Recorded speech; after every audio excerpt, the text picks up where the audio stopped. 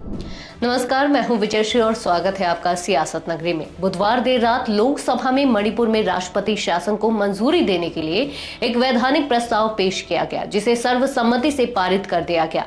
केंद्रीय गृह मंत्री अमित शाह ने इस दौरान कहा कि मणिपुर में 13 फरवरी को राष्ट्रपति शासन लागू किया गया था, क्योंकि मुख्यमंत्री ने इस्तीफा दे दिया था और बहुमत विधायकों ने स्पष्ट कर दिया कि वे सरकार बनाने की स्थिति में नहीं है। इसके बाद कैबिनेट ने राष्ट्रपति शासन की सिफारिश की, जिसे राष्ट्रपति ने मंजूरी दे दी। प्रश्न ये कि माननीय मंत्री द्वारा प्रस्तुत सामंदिक संकल्प को स्वीकृत किया जाए। जो सदस्य इसके पक्ष में हाँ गए हैं, जो सदस्य विरोध में ना गए हैं, मेरे विचार में निर्णय हाँ वालों के पक्ष में हुआ। सामंदिक संकल्प स्वीकृत हुआ। अमित शाह ने कहा कि सरकार की पहली प्राथमिकता मणिपुर में शांति बहाल करना है। उन्होंने यह भी स्पष्ट किया कि राज्य में पिछले 4 महीनों से कोई हिंसा नहीं हुई है। गृह मंत्री ने कहा कि मणिपुर में हाई कोर्ट के एक फैसले के चलते 2 समुदायों के बीच आरक्षण को लेकर विवाद हुआ, जिसके कारण जातीय हिंसा भड़क गई। इस पर सदन में सभी सदस्यों ने गहरी चिंता व्यक्त की। उन्होंने कहा कि सरकार पीड़ितों के पुनर्वास, न्यायिक जांच और हिंसा से प्रभावित लोगों की भरपाई के लिए कदम उठा रही है। उन्होंने यह भी कहा कि सरकार ने खाने पीने, दवाइयों और शिक्षा की ऑनलाइन व्यवस्था पहले ही सुनिश्चित कर दी है। अमित शाह ने कहा कि जातीय हिंसा को राजनीतिक मुद्दा नहीं बनाना चाहिए। उन्होंने विपक्ष पर निशाना साधते हुए कहा कि कांग्रेस के शासनकाल में मणिपुर में 3 बड़ी हिंसा हुई, लेकिन उनके प्रधानमंत्री कभी वहां नहीं गए। संविधान के अनुच्छेद 356(1) के अंतर्गत राष्ट्रपति महोदय द्वारा 13 फरवरी 2025 को जारी की गई उद्घोषणा का अनुमोदन करने का मैं प्रस्ताव लेकर सदन के सामने आया हूं।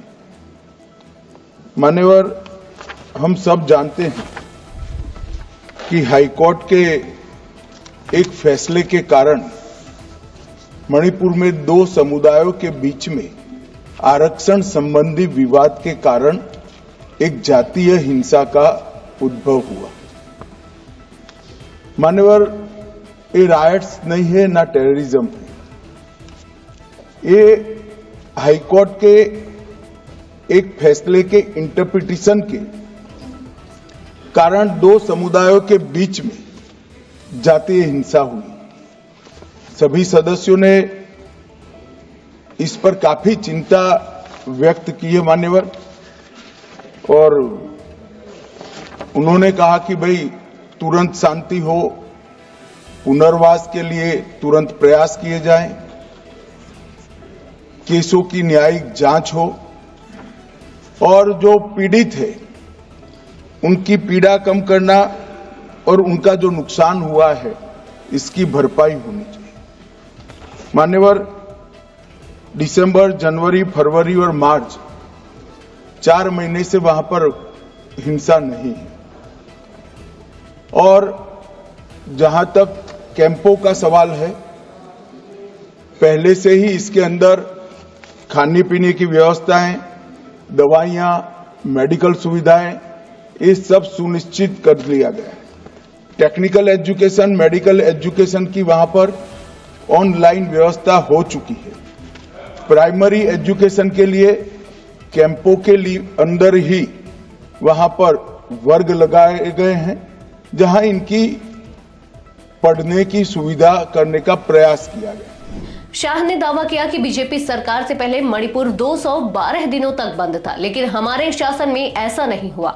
उन्होंने यह भी कहा कि हम यह नहीं कह रहे कि मणिपुर में स्थिति पूरी तरह संतोषजनक है, लेकिन यह नियंत्रण में है। गृह मंत्री ने कहा कि मंत्रालय जल्द ही मणिपुर के दोनों समुदायों के नेताओं के साथ बैठक करेगा, ताकि इस संकट का स्थायी समाधान निकाला जा सके। तो मणिपुर में राष्ट्रपति शासन पर लोकसभा की मुहर लग चुकी है और अब सरकार की प्राथमिकता शांति स्थापित करना है। हालांकि विपक्ष इस पूरे घटनाक्रम पर बीजेपी सरकार को घेरने का कोई मौका नहीं छोड़ रहा है।